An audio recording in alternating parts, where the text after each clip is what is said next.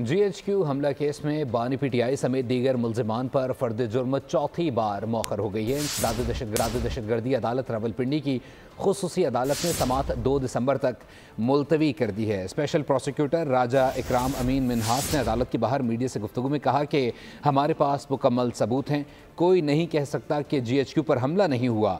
अगर आप सच्चे हैं तो अदालत का सामना क्यों नहीं कर रहे?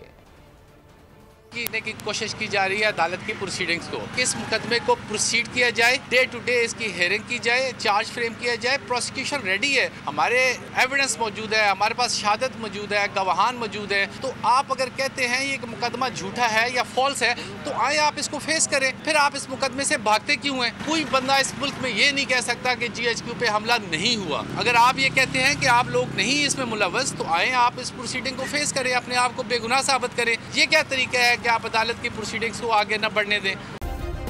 सब्सक्राइब करें और बेल दबाएं ताकि कोई खबर रह न जाए।